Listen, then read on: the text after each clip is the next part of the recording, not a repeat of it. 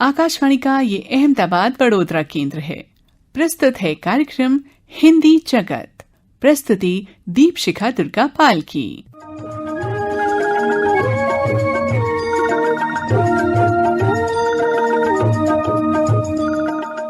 हिंदी जगत सुनने वाले हमारे सभी श्रोताओं को मधु का सादर नमस्कार। दोस्तों, आप सभी को बड़ा दिन यानी क्रिसमस की बहुत बहुत शुभकामनाएं। प्रभु ईसा मसीह के जन्म दिवस पर हम यही कामना करते हैं कि उन्होंने समाज को जो प्यार, इंसानियत और भाईचारे का संदेश दिया, हम सभी उस पर अमल करें। जीसस क्राइस्ट का जन्मदिन तो होता है 25 दिसंबर को, साथ ही साथ एक और महान व्यक्ति का जन्मदिन भी मनाया जाता है और उनका नाम है श्री अटल बिहारी वाजपेयी। एक प्रखर राजनीतिज्ञ, प्रतिष्ठित राष्ट्रीय नेता, सामाजिक कार्यकर्ता, सशक्त वक्ता, पत्रकार, कवि, साहित्यकार और न जाने कितनी ही प्रतिभाओं से परिपूर्ण उनका व्यक्तित्व था। भारत रत्न से सम्मानित श्री अटल बिहारी वाजपेयी जी की लिखी कुछ पंक्तियों से शुरुआत करते हैं हम आज इस कार्यक्रम की। आदमी न ऊंचा होता है न नीचा होता है। आदमी न ऊंचा होता है न नीचा होता है, न बड़ा होता है न छोटा होता है। आदमी सिर्फ आदमी होता है। पता नहीं इस सीधे सपाट सत्य को दुनिया क्यों नहीं जानती है, और अगर जानती है तो मन से क्यों नहीं मानती। इससे फर्क नहीं पड़ता कि आदमी कहाँ खड़ा है, पथ पर या रथ पर, तीर पर या प्राचीर पर। फर्क इससे पड़ता है कि जहां खड़ा है या जहां उसे खड़ा होना पड़ा है। जहां खड़ा है या जहां उसे खड़ा होना पड़ा है, वहां उसका धरातल क्या है। आदमी की पहचान उसके धन या आसन से नहीं होती, उसके मन से होती है। मन की फकीरी पर कुबेर की संपदा भी रोती है। अटल जी को हमारा शत शत नमन। और आइए अब हिंदी जगत में आपको सुनवाते हैं मल्लिका मुखर्जी की लिखी एक कहानी, उनकी ही आवाज में। शीर्षक है प्रेम के पास न कोई तराजू।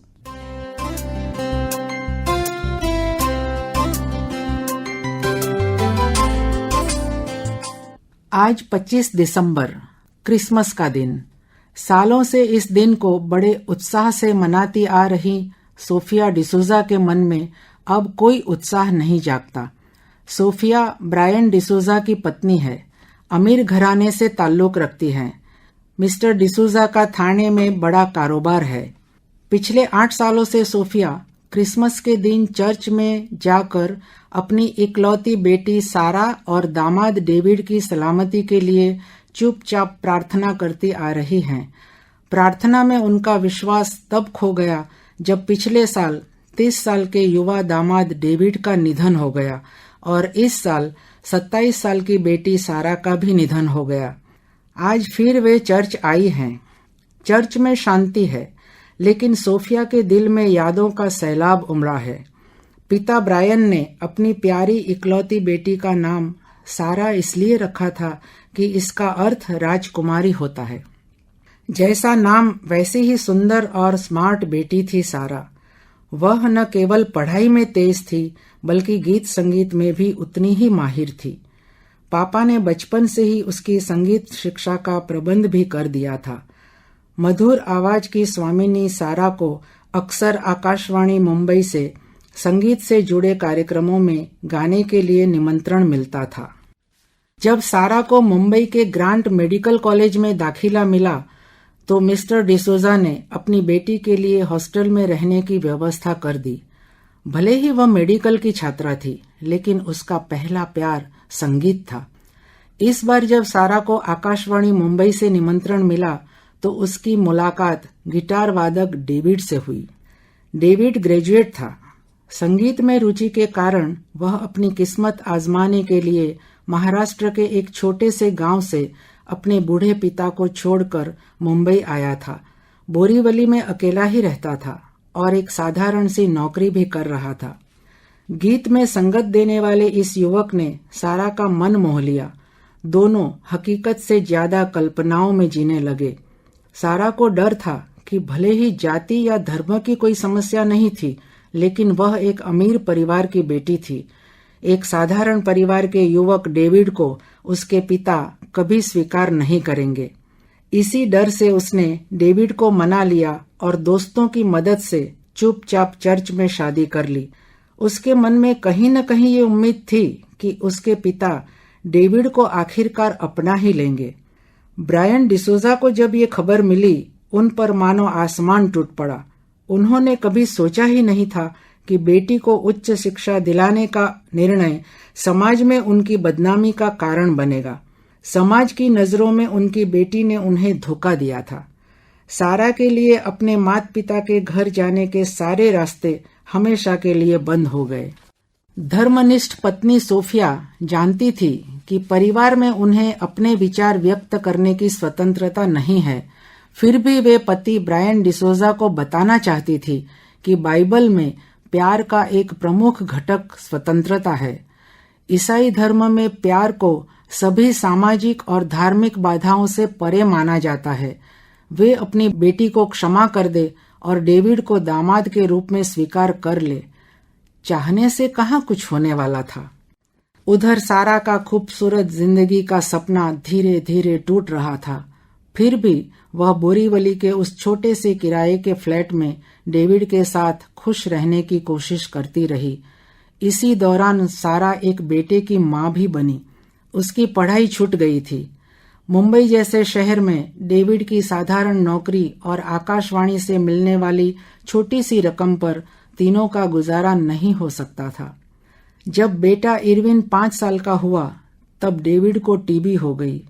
डेविड के लिए सारा का प्यार गहरा था। अनगिनत कठिनाइयों के बावजूद सारा ने डेविड के साथ रहना चुना था, क्योंकि प्यार का शुद्धतम रूप हमेशा बिल्कुल अलग होता है। सारा ने अपने पति की बहुत सेवा की, लेकिन वह उसे बचा नहीं पाई।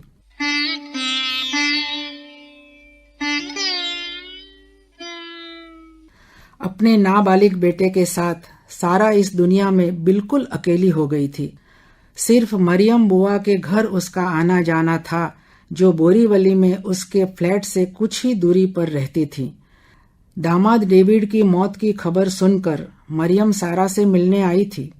नन्हे इरविन को देखकर उनका दिल पसीज गया था। उन्होंने भाई ब्रायन को संदेश भेजकर अपनी बेटी को माफ करने को कहा था, लेकिन उन्हें अपने भाई से कोई जवाब नहीं मिला था। यीशु के सामने बैठी सोफिया की बंद आंखों से टप टप आंसू गिर रहे हैं।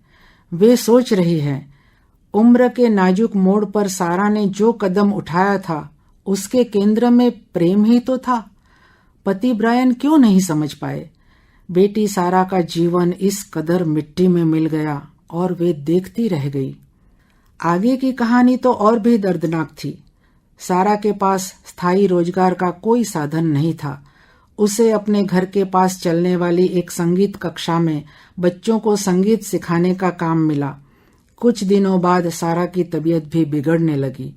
जब वह डॉक्टर के पास गई तो पता चला कि डेविड की सेवा करते करते उसे भी टीबी ने ग्रस लिया था। सारा के पास न तो इलाज की कोई सुविधा थी और न ही खाने की उचित व्यवस्था। वह इतनी अभिमानी थी कि किसी के सामने हाथ भी नहीं फैला पाती थी। उसकी बीमारी बढ़ती जा रही थी। मजबूरी की चरम सीमा थी। एक दिन सारा ने बेटे इरविन को मरियम बुआ के पास भेजा। इरविन ने नानी बुआ मरियम को बताया कि घर पर खाने के लिए कुछ भी नहीं है और माँ बीमार है। मरियम ने इरविन को प्यार से खाना खिलाया, कुछ पैसे दिए और माँ को उनके पास भेजने को कहा। मरियम को सारा की बीमारी की गंभीरता के बारे में कुछ भी पता नहीं था। कुछ समय के बाद अचानक एक दिन इरविन मरियम के पास रोते हुए आया और बोला, नानी बुआ, माँ आज सुबह बिस्तर से नहीं उठी है और कुछ बोल भी नहीं रही है। मरियम ने भतीजी सारा की हालत जानने के लिए तुरंत अपने बेटे को इरविन के साथ भेजा। जब डॉक्टर को बुलाया गया तो पता चला कि सारा इस दुनिया को छोड़कर चली गई है। मरियम ने फिर भाई ब्रायन को संदेश भेजा, लेकिन कोई जवाब न मिलने पर उनके बेटे ने पड़ोसियों की मदद से सारा का अंतिम संस्कार कर दिया। कुछ दिनों बाद लोक लाज से ही सही ब्रायन डिसूजा ने पत्नी सोफिया से बहन मरियम से मिलने की इच्छा जताई। सारा का 6.5 साल का बेटा इरविन मरियम के पास था। सोफिया अपने पति के साथ मरियम के घर पहुंची। पहली बार उन्होंने अपने नाती इरविन को देखा तो नम आंखों से उसे गले लगा लिया।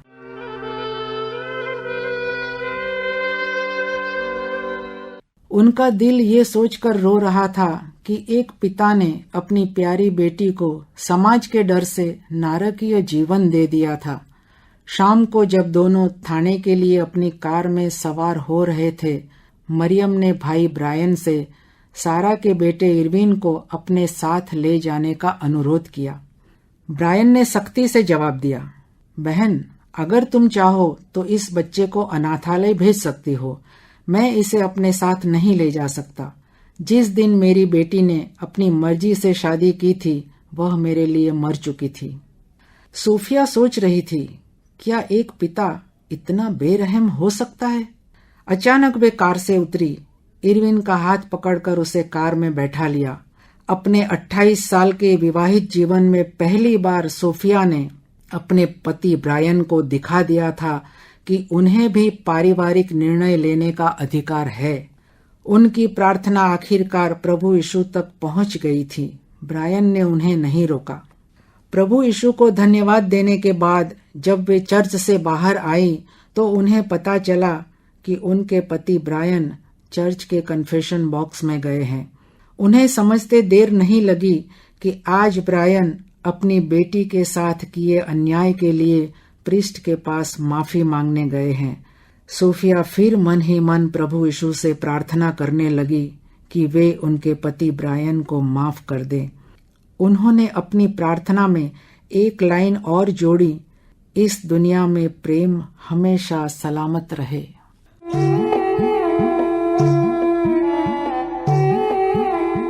प्रेम के पास न कोई तराजू। ये कहानी अभी आप सुन रहे थे मल्लिका मुखर्जी की लिखी हुई। और दोस्तों, आज का कार्यक्रम अब समाप्त करने की मधु को इजाजत दीजिए। अब मुलाकात होगी आपसे सीधे अगले बरस, जी हाँ, 2025 में। तब तक के लिए खुश रहिए, स्वस्थ रहिए और मस्त रहिए।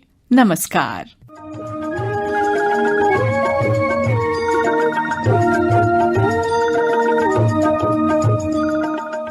हिंदी जगत कार्यक्रम का प्रसारण आकाशवाणी के अहमदाबाद वडोदरा केंद्र से किया गया।